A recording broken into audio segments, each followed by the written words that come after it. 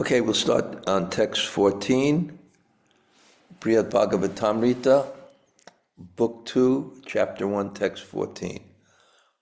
Om Namo Bhagavate Vasudevaya. Om Namo Bhagavate Vasudevaya.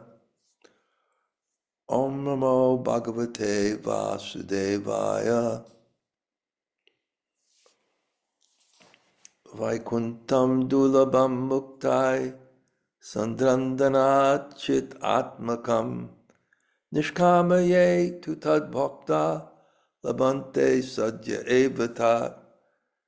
That abode, Vaikuṇṭha, is made of concentrated ecstasy and pure consciousness. Even for liberated souls, it is difficult to attain. But the Lord's devotees who are free from selfish desires reach it at once. Om Jnana, a lovely little purport. Mother Uttara now tells her son, Parikshit, what she understands about the transcendental nature of Vaikuṇṭha. Parikshit had heard similar descriptions of Vaikuṇṭha atmosphere from Sukadeva in the 2nd and 10th canto. And then there's some verses describing Vaikuṇṭha. Read the first one. Vaikuṇṭha, kuṇṭha means anxiety, vai, without. So the place where there's no selfish desires is the place that's without anxiety.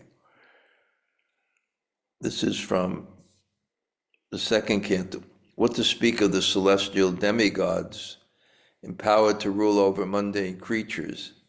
In that transcendental state, there is no supremacy of devastating time, which controls even the demigods themselves, nor is there the mode of material goodness, nor passion, nor ignorance, nor even the false ego, nor the material causal ocean, nor the material nature. The transcendentalists desire to avoid everything godless, for they know that supreme situation in which everything is related with the Supreme Lord Vishnu. Therefore, a pure devotee in absolute harmony with the Lord does not create perplexities, but worships the lotus feet of the Lord at every moment, taking them into his heart. And there's other verses. Then the purport continues. Now in text 14 through 19, Uttara similarly explained in a general way the transcendental existence of Vaikuṇṭha. The Lord's impersonal effulgence faintly reflects the spiritual atmosphere of Vaikuṇṭha, which is the fullest manifestation of the truth, absolute truth. Having reestablished a personal relationship with the Lord, pure Vaishnavas attain Vaikuṇṭha. Impersonals, however, best attain the Brahma-jyoti effulgence, where they realize their eternal existence without knowing their relationship with the Lord, or the ecstatic pleasure that comes from serving him in that relationship. In other words, the Vaikuṇṭha atmosphere is a super-intensified version of the Brahma-jyoti sky, and thus life enjoyed by the Lord's devotees in Vaikuṇṭha is much more wonderful than the comparatively insignificant pleasure of merging into the Brahma-jyoti. So let's put this in context, because I'm just doing this once a week, so we can very easily kind of lose the context. We heard the first book, and what the Bṛhad-bhāgavatāmṛta was Maharaj Parikshit's summary of the Bhagavatam to his mother Uttara after he heard the Bhagavatam, because she was such a great devotee and wanted to hear the nectar. So communication means, and I explained this many times, you can take a message and reform it according to the frame of reference of your audience. So even though the form is changed, the same exact message is communicated. And in the same sense, you can compact the message, like he has to, do maybe in a half day what Maharaj Pritchett has to do, because he's telling his mother what he did in 7 days. And I remember, actually those of you here don't know that, but at the beginning of ISKCON, there was none of this Shastric study we had. It was just morning and evening classes, maybe. There was no systematic teaching of the Shastra at all. And also, there were no devotees living outside the temple. And this was even 10 years after Prabhupada left, practically. If you were in the Hare Krishna movement, you were working directly with the temple. There was no congregation. And then I was in Vrindavan and staying in one place, and my governing body commissioner, whose name was Jagadish, he was kind of saintly and really studied the books, and Bhurjampa was there. And we started to have systematic study and classes. And I remember it got so much that I could speak the Bhagavad Gita in 18 days. I could summarize a chapter in just one class. I knew all the verses, how they're connected, etc. So, and just like that, the French philosopher Pascal, he was a Catholic writer, a mathematician, a philosopher, kind of a very brilliant, super brilliant guy. He was the one that famously said, I'm sorry the letter was so long, but I didn't have time to write it. So that's really the test of realization. Prabhupada said the test of realization is communication.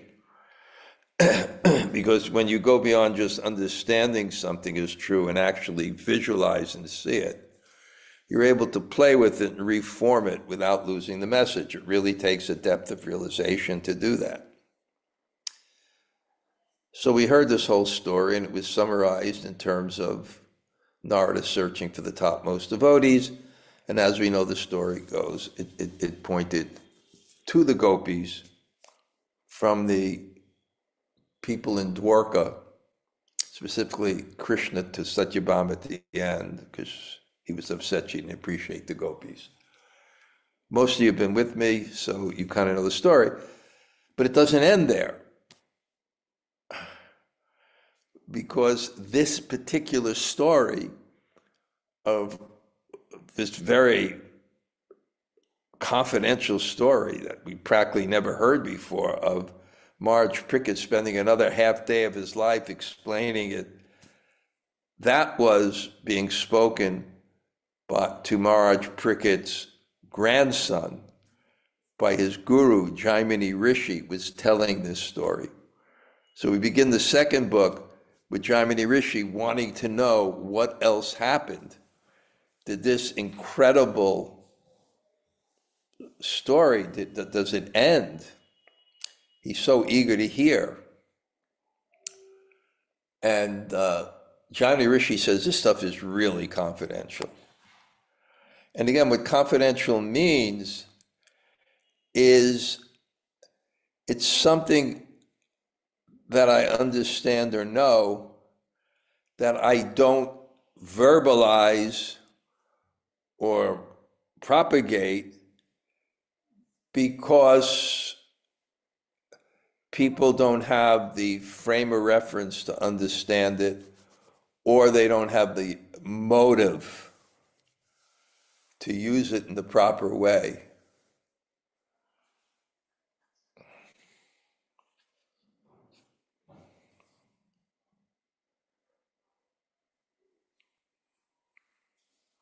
Where's the chair? Go get the chair.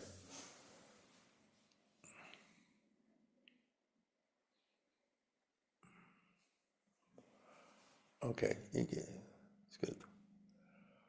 Yeah, just sit down. No problem. You can shut the door.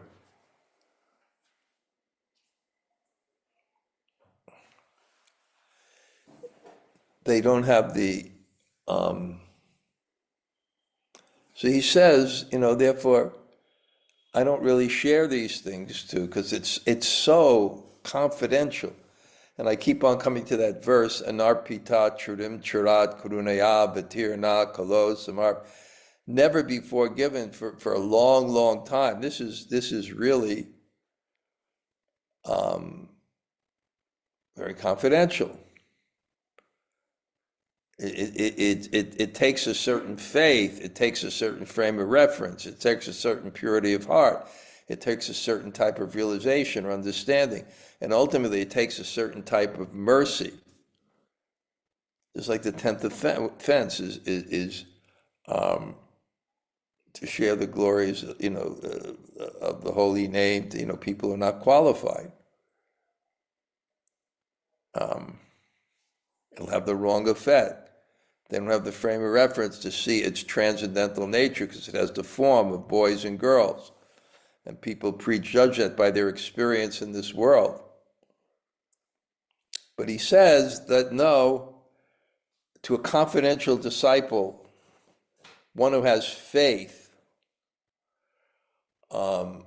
these things may be shared.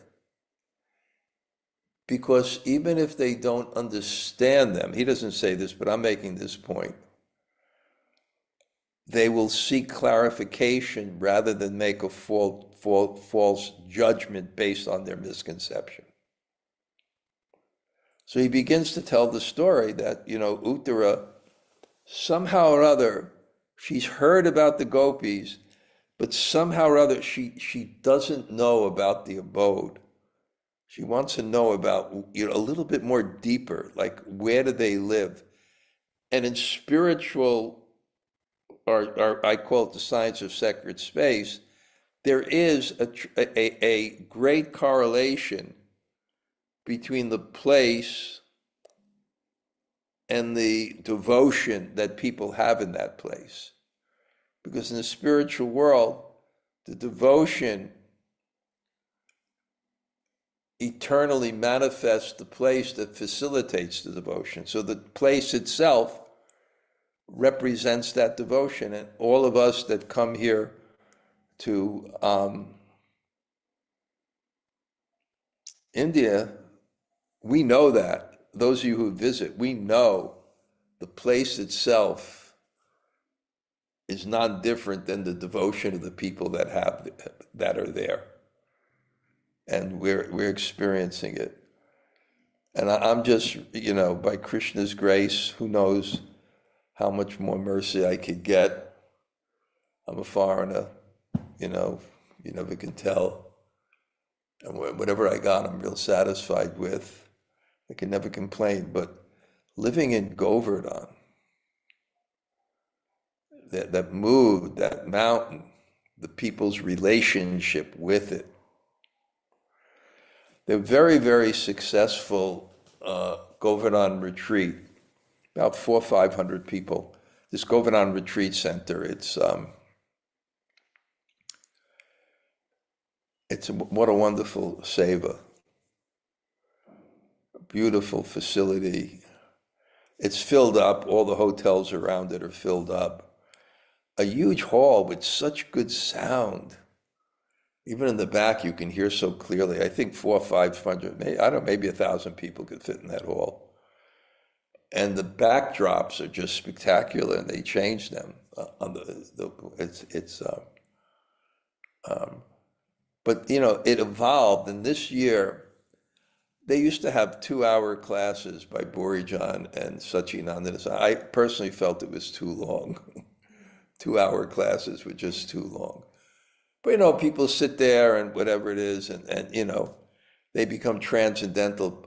But, you hone it. It gets better. Just like with my Puriyatra, we figure out how to do it, But now they wanted something more practical.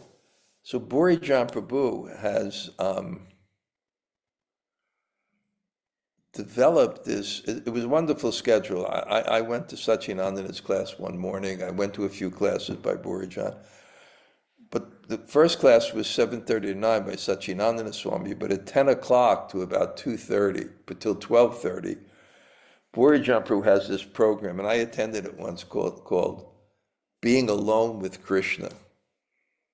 And people go to they have, part of the ashram is they have almost the rights of this incredible space by Govardhan Hill, which also can fit 400 or 500 people for classes, but right. And each person, they get a little altar, they get a picture, incense, they get something to read, and Bṛhad guides them. And then no cell phones, just 2 hours alone with Krishna in prayer. And I could see that practicum, not just theoretically hearing. It's a wonderful thing. Anyway, what I'm saying is place has significance. We know in the Bṛhad-bhāgavatāmṛta that this place is higher than this place, and the highest is Radhakund, right down the block. Take me I can walk there in an hour, get there in 15 minutes. And the Vaishnavas. So we have our little ashram, and Yogamaya will come tomorrow. Okay, so she'll stay with you for a few days, which is nice. It's just nice to host different devotees. So anyway, she's asking about it. So she first started to tell the higher destinations, and the first higher destinations you get by karma kanda, by making some nayan lokas yagyasya, but without sacrifice, there's no happiness in this life or the next. But initially, the sacrifice that propels you is the material, and those who are celibate, then they go higher, and then it described this path where yogis can purify themselves of material desires by having some experience of it and then dropping it. It's a very interesting thing. You go through the different layers of the universe, each 10 times more than the next. So the first is earth. Earth is fragrance. Earth, water, taste, fire, sight, air, touch, ether, sound. So imagine going through these elements where the pure object of the senses is just so powerful. And then what happens is you go through one, and then you drop the desire, and you go to the next, and you go to the next. And then it described this thing with devotees, that if they're sincere in their practice, if they have any desire, they go and enjoy for 10,000 years on the demigods, and then, they can progress further. Or suchinam shrimatam gehe yoga brashta, or they get born in a particular family where their material life is such, and the association is such that they can progress very freely. But don't think that we're not the most fortunate people in the world.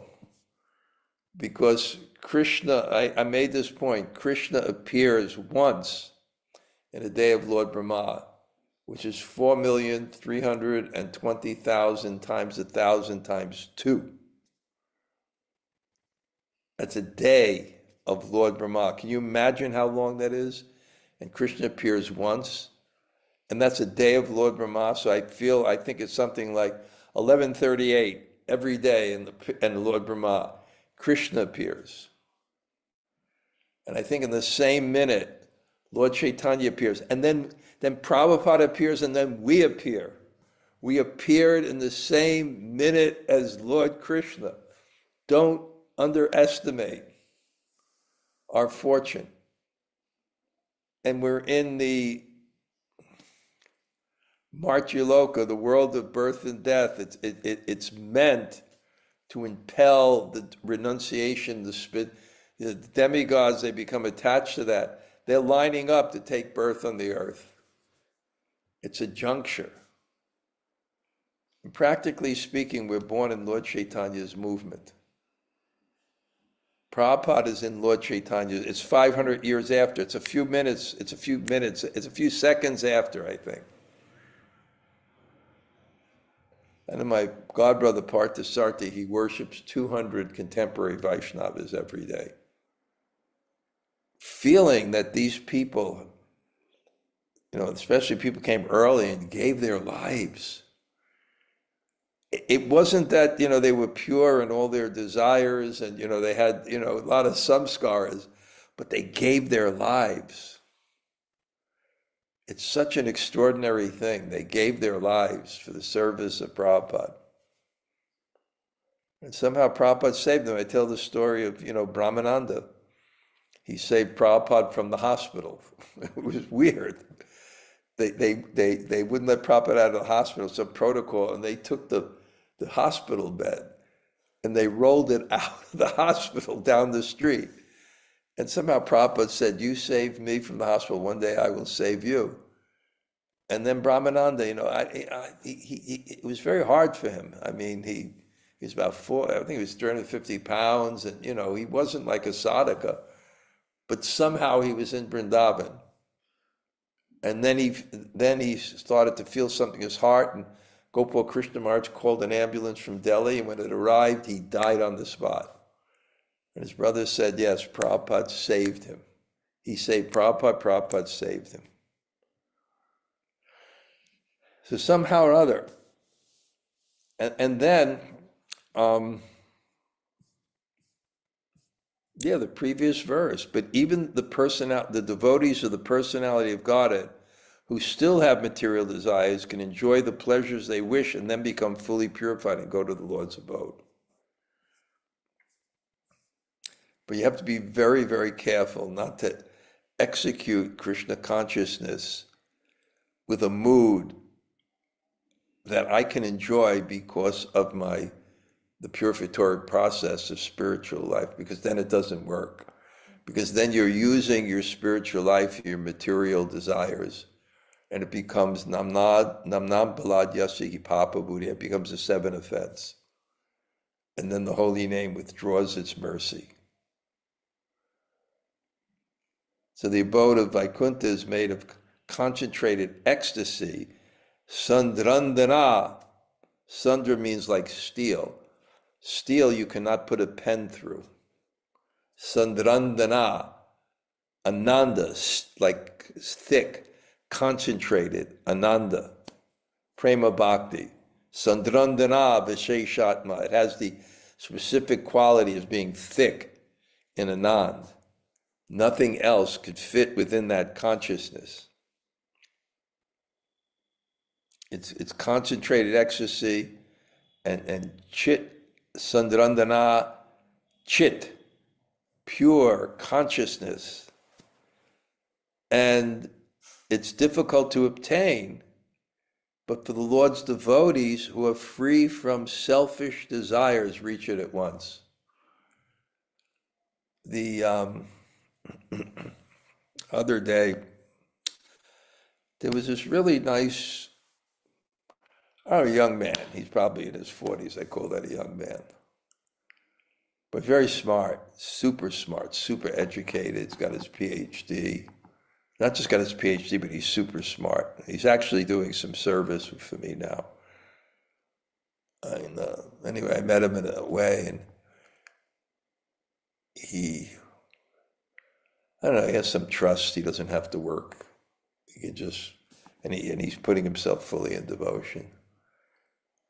So I had to go into Vrindavan for a day. I wanted to visit my friend Sridhar's family. Not just take the rotis, but I'm so close with them and see how the family was doing. I didn't know when I was going to go, but I found out, after that governor retreat, he was going, so he drove me in. And I wanted to visit Jamuna Jivana Baba, a very exalted follower of Prabhupada, very exalted. And I have a very, very good relationship with him. Even he came to visit me here once. And I went, he said something really, because he's very deep. He's carving his own deities of Radha and Krishna, ours. He's very deep, but he puts that height of Krishna consciousness Radha and Krishna within the framework of Prabhupada's teachings, which is where it belongs. And he said, very interesting, without seva bhav, there's no sthai bhav. Sthai bhav means you understand your relationship with Krishna. I'm a gopi, I'm a cowherd boy, I'm a parent, whatever. That's sthai bhav. That's your permanent relationship with Krishna. Without seva bhav, a mood of service. So here, this is it, the selfish desire. When you're free from selfish desires, then you attain that. So she's explaining Vaikuṇṭha. Tattasi Krishna padabja sakshad seva sukham sada bahuda nu bhavantaste ramante dik kritamritam. The pure devotees living in Vaikuṇṭha enjoy forever in varied ways the happiness of directly serving Sri Krishna's lotus feet. In comparison, the nectar of liberation appears condemned. What is that?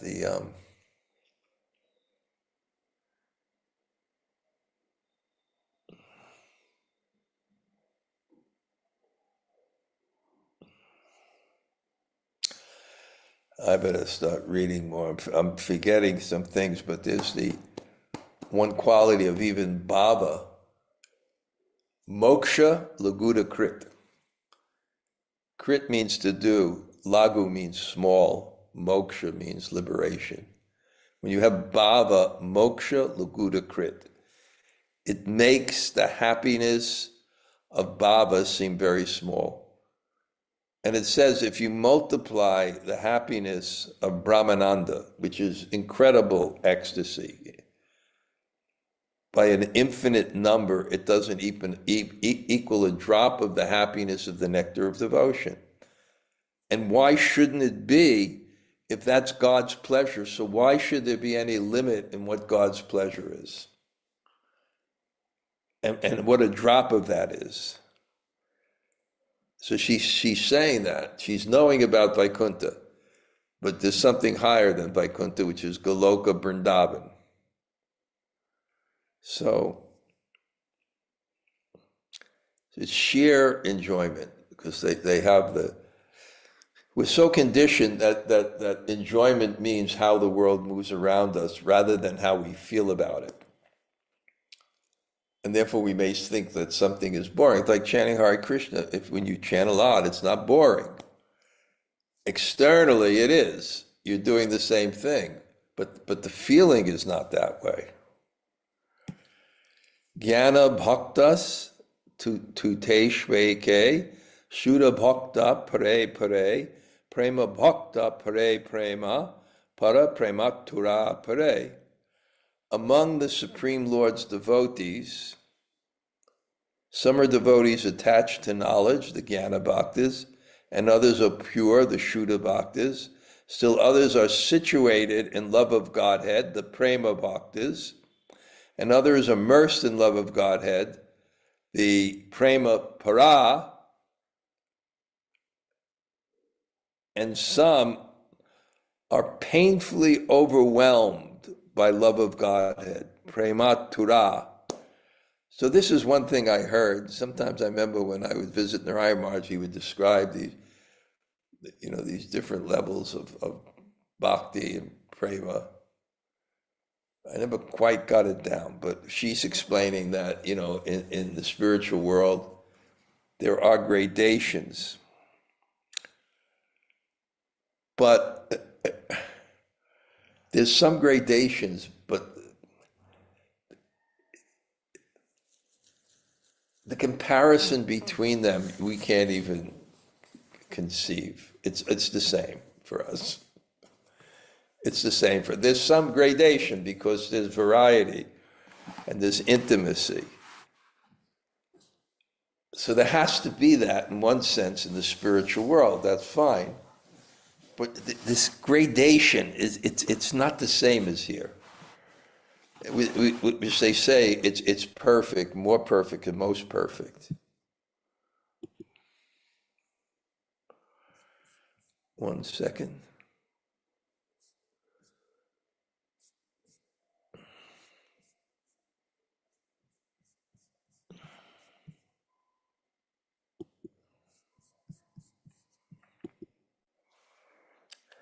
So let's read the purport. Let's see if we can figure this out. Vaishnavas develop love of Godhead to different extents and thus in any lifetime attain different destinations. Jnana bhaktas cultivate devotional service mixed with the pursuit of knowledge. So they're very concerned, and their understanding is of God's greatness. That's what it means. I just thought, but when there's love, opulence, if you love someone very deeply, the background is not noticed. But Jnana bhaktas, they pursuit of knowledge, and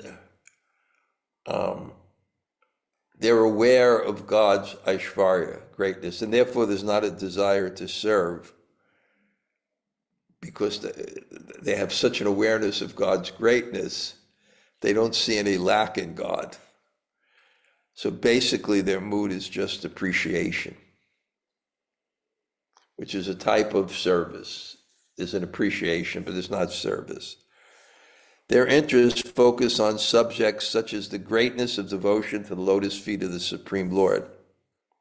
For them, devotional service consists of activities within the ninefold practices of sadhana bhakti. An example of such Vaishnavas is Lord Rishabhadev's son, Bharat Maharaj. Yojustādam dharasutam. He gave up all material enjoyment as easy as one passes stool. Next, Shuddha bhaktas want only devotional service to the personality of God without any mixture of fruit of work, knowledge, or renunciation. There's nothing external to their bhakti. Like sannyas is renunciation. It's external to bhakti.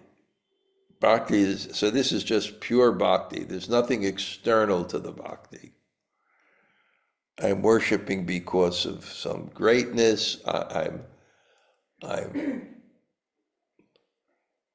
Yeah, so there's no, let me see if I can say this in a way that,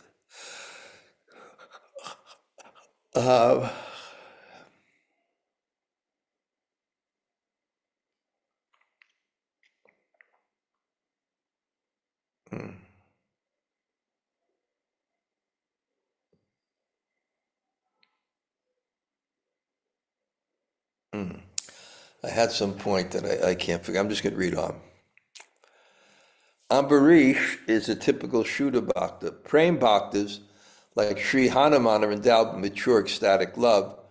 They perpetually serve the Lord with full-hearted enthusiasm, being interested only in loving affection, intimate association, and opportunities for service that they find at the lotus feet of their beloved spiritual master. Still other devotees are prema parabhaktas, like Sriman Arjuna and his brothers. They are not interested in the process of bhakti itself, but only in prema, ecstatic love. In other words, they're not practicing bhakti to attain bhakti. They just love Krishna. By the causeless mercy of the Lord, entirely pure prema of the highest quality has risen in their hearts, binding them by ropes of eagerness to see the Lord and enjoy friendly talks with other intimate dealings with him.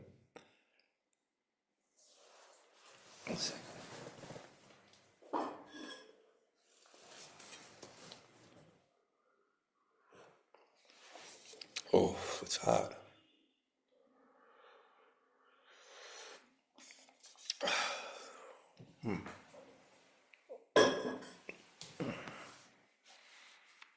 Finally, Prematura bhaktas such as the Yadavas, headed by Sriman Uddhava, are overwhelmed by the incessant bliss of prema and the intense desire to relish all the transformations of that prema and its related ecstasies. This has already been mentioned in the first book, where you had those gradations of bhaktas. Like Prahlad, he had this prayers and he was aware of the greatness of, Lord Nrsingadev, etc. But he said Hanuman's greater because he has a mood of service. And then there's something more intimate than just service, and that's a friendly, intimate relationship. So it's these gradations. I don't really understand them scientifically, the difference. Although everyone in Vaikuṇṭha has prema, we must recognize different degrees of prema.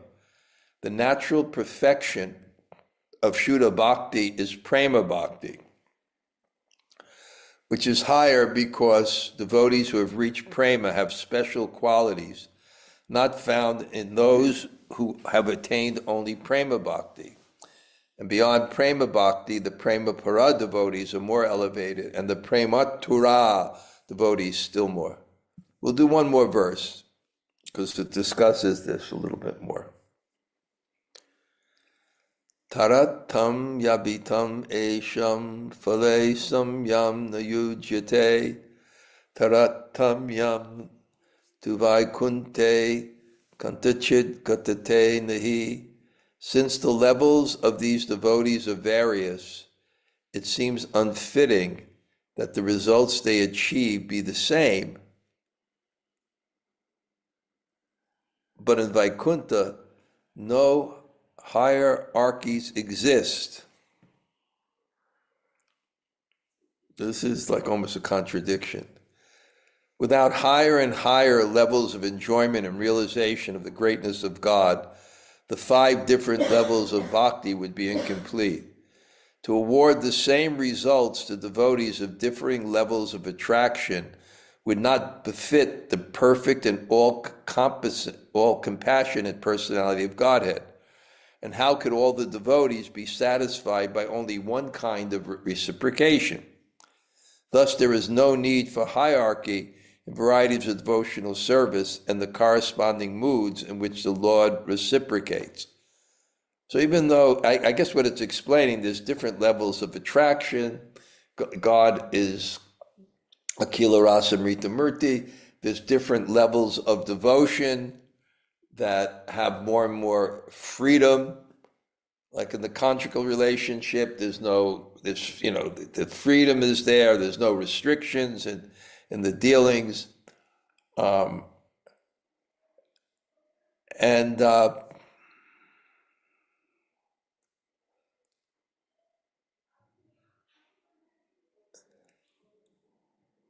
I'm just read on. He said, thus there is a need for hierarchy in the varieties of devotion and the corresponding mood in which the Lord reciprocates.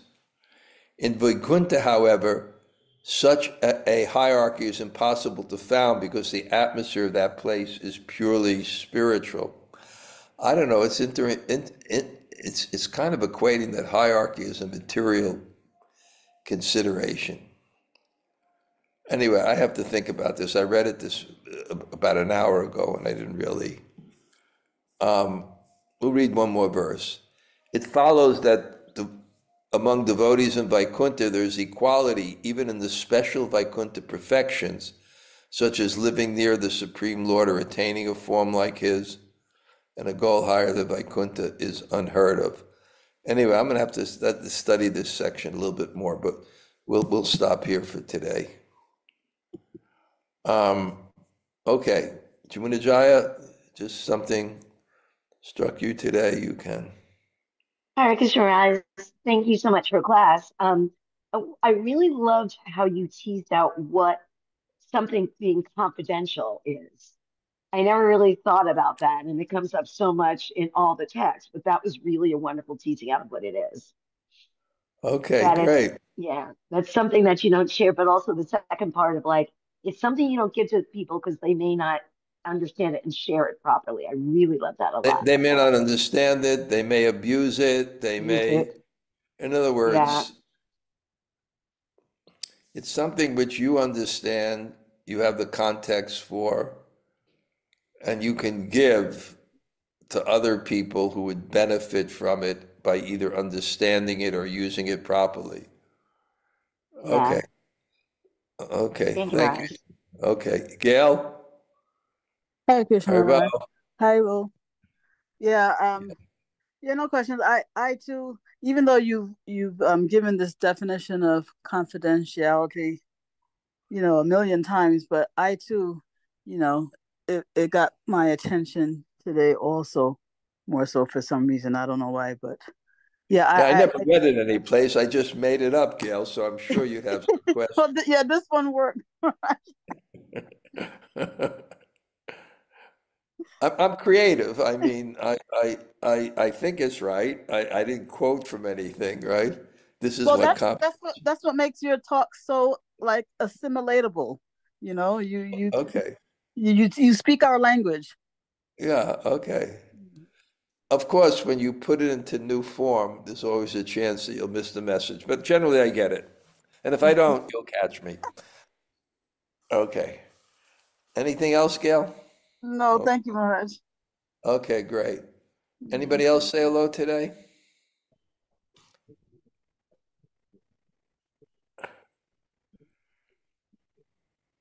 Hare Hare Krishna Krishna, good morning, Maharaj. Maharaj. Okay. Who is this? This is Denny. Hey, Denny. Hare Krishna. Okay. I was actually watching your Nectar Devotion week 7 class, Yeah. and you started talking about meditation and the deep meditation. A lot of people don't know that you can get deep meditation like that. That was interesting to hear you talk about that. Usually I only hear about that in Buddhism.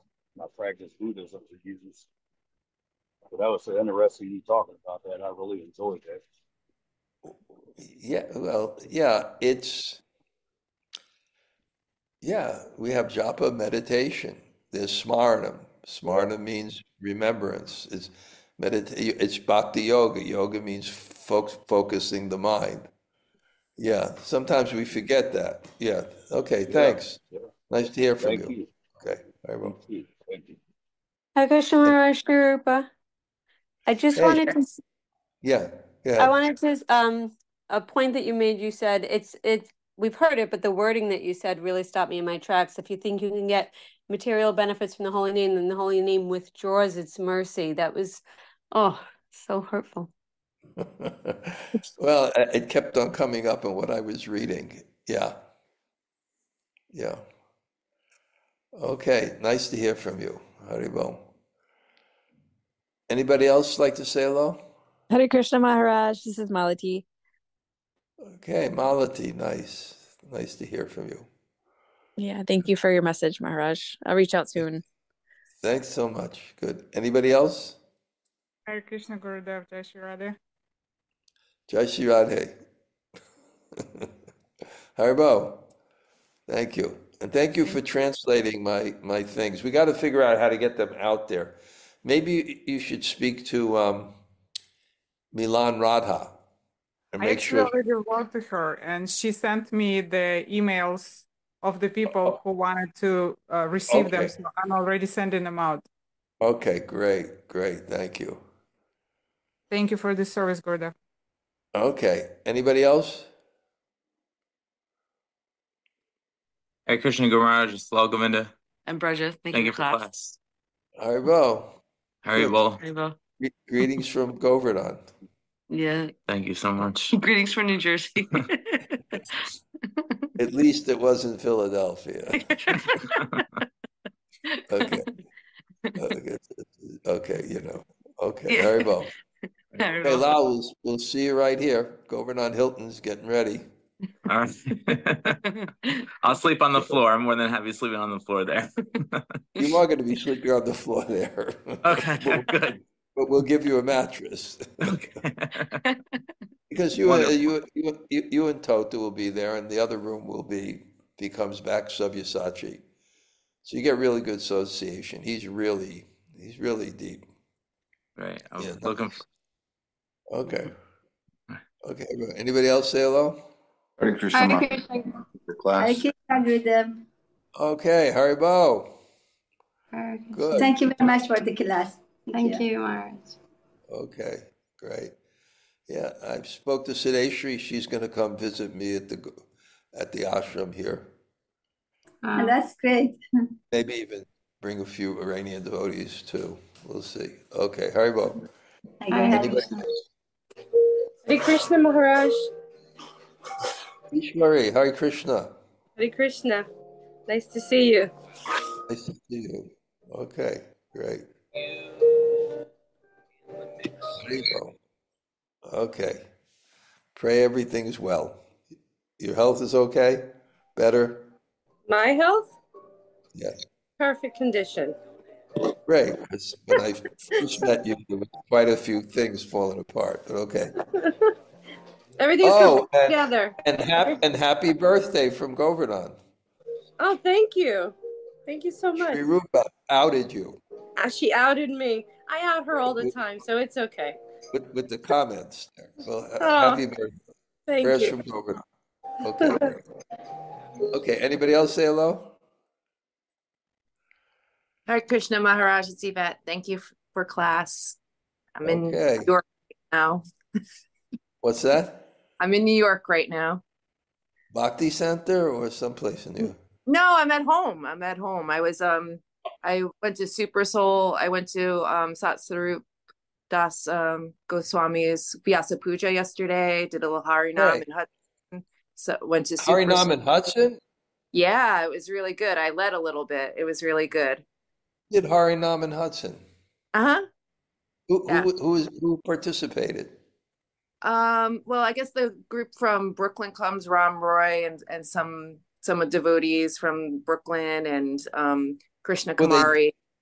They were sitting down or marching? No, we walked through the street. They have the winter walk in Hudson.